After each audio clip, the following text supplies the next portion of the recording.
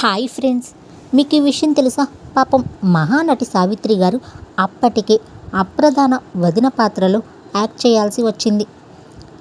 ఆకలై అన్నం అడిగితే పిచ్చోడన్నారు నా యాళ్ళు, కడుపు మండి న్యాయం అడిగితే ఎర్రోడన్నారు నా యాళ్ళు అనే పద్మనాభం గారి పాత్ర పాడే పాట ఆ రోజుల్లో గొప్ప సంచలనం అయింది.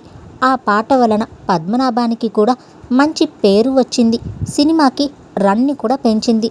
ఇంతకీ విశేషం ఏమిటంటే, ఈ పాటను నిర్మాత విశ్వేశ్వరరావు గారు రాశారట.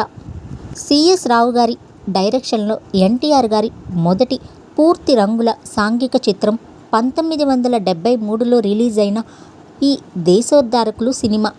ఈ సినిమా సూపర్ హిట్. 12 కేంద్రాల్లో 100 రోజులు ఆడింది.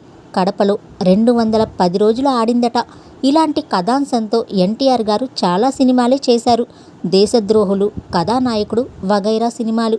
అయితే ఈ సినిమా కలర్ సినిమా కావడం. ఈ సినిమాలో వాణిశ్రీ గారు హీరోయిన్గా చేశారు. కేవి మహదేవన్ గారి సంగీత డైరెక్షన్లో హిట్ సాంగ్స్ ఉండటం, మోదుకూరి జాన్సన్ గారు మహారథిల మాటల తూటాలు చిత్రం ఘన విజయానికి కారణమయ్యాయి. ఆత్రేయ గారి విరచిత ఈ వీణకు శృతి లేదు, ఎందరికో హృదయం లేదు అనే పాట చాలా శ్రావ్యంగా ఉంటుంది. నటి సుభా గారి మీద చిత్రీకరించబడింది. ఇది కాదు మా సంస్కృతి, ఇది కాదు మా ప్రగతి, మబ్బులు రెండు భేటీ అయితే మెరిపే వస్తుంది, కోరుకున్న దొరగారు కొంగు పట్టుకున్నారు వంటి పాటలు చాలా శ్రావ్యంగా ఉంటాయి. స్వాగతం దొర సుస్వాగతం, తేనెలాంటి పిలుపున్న తెలుగు నేలకు, అన్నపూర్ణను మించిన ఆంధ్రభూమికి అనే వాణిశ్రీ గారి గ్రూప్ డాన్స్ కూడా ఈ మూవీలో చాలా బాగుంటుంది. కానీ బాధపడాల్సిన విషయం ఏమిటంటే, పాపం సావిత్రి గారు, మహానటి గారు, తెలుగు చలనచిత్ర రంగాన్ని శాసించిన సావిత్రి గారు ఎలాంటి ప్రాధాన్యత లేని వదిన పాత్రలో ఏవో కొన్ని సీన్లలో కనపడే పాత్ర వేయటం మనకి చూడగానే బాధ కలుగుతుంది.